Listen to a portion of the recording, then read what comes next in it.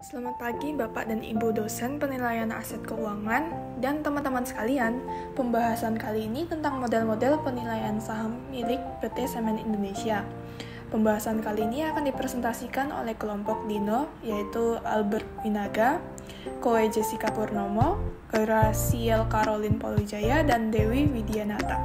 Profil PT Semen Indonesia Tbk. PT Semen Indonesia Tbk atau yang selanjutnya akan disebut sebagai SMGR sebelumnya bernama PT Semen Gresik Tbk, diresmikan di Gresik pada tanggal 7 Agustus 1957, merupakan perusahaan BUMN persemenan yang menjadi penopang pembangunan nasional sejak masa kemerdekaan hingga saat ini. Pada tahun 1991, perseroan mencatatkan diri sebagai perusahaan BUMN pertama yang go public di Bursa Efek Indonesia dengan kode emiten SMGR. SMGR merupakan strategic holding company yang memayungi anak usaha di bidang produsen semen, non-semen, dan jasa di seluruh Indonesia. Sebagai badan usaha milik negara, porsi saham SMGR saat ini yaitu 51,01% milik pemerintah RI dan 48,99% milik publik. Menguasai pangsa pasar nasional dan jangkauan pasar regional, perseroan berupaya menjadi perusahaan penyedia solusi bahan bangunan terdepan di regional dengan menyediakan berbagai produk dan layanan yang lengkap dan berkualitas.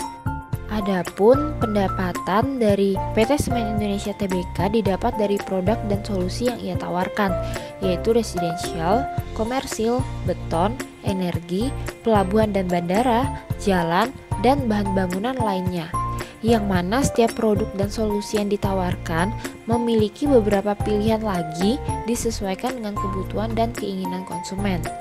Contoh proyek yang dikerjakan oleh PT Semen Indonesia Tbk adalah Jembatan Surabaya-Madura, pembangunan proyek strategis nasional kereta cepat Jakarta-Bandung, dan menjadi salah satu material konstruksi pembangunan pelabuhan Patimban.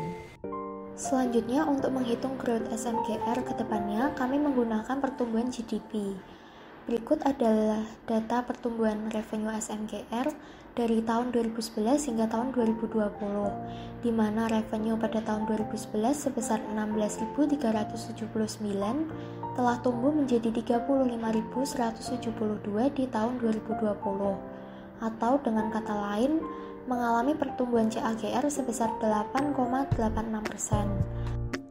Berdasarkan prediksi pertumbuhan GDP, selanjutnya menghitung growth forecast industri barang galian bukan logam dengan mengalihkan rata-rata sensitivitas industri barang galian bukan logam dan GDP dengan GDP forecast. Selanjutnya menghitung SMGR revenue growth dengan cara mengalihkan rata-rata sensitivitas SMGR dan industri barang galian bukan logam dengan growth forecast industri barang galian bukan logam sehingga diperoleh nilai SMGR revenue growth untuk tahun 2021 dan 2022 sebesar 3,45% dan tahun 2023 dan 2024 sebesar 3,52% dan tahun 2025 sebesar 3,77%.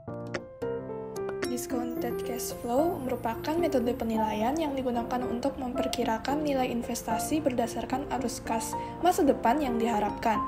Sehingga, di mana free cash flow to the firm atau FCFF merupakan arus kas yang tersedia untuk pemasok modal perusahaan setelah semua biaya operasi termasuk pajak telah dibayarkan dan investasi yang diperlukan dalam modal kerja dan tetap telah dilakukan. Sehingga fungsi perhitungan ini untuk memberi gambaran bagi para investor di mana gambaran yang dimaksud mengacu pada estimasi perhitungan pertumbuhan nilai dana yang rencananya akan mereka investasikan di masa yang akan datang.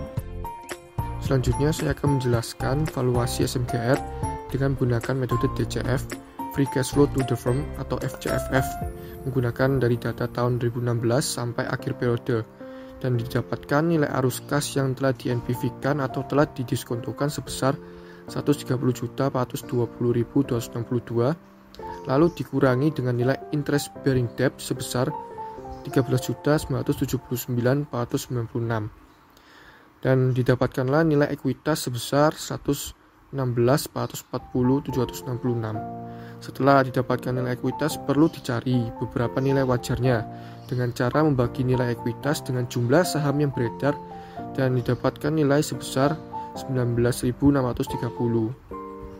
Dengan harga saham per lembar saat ini 12.425, diperhitungkan ada potensi kenaikan sebesar 57,99%.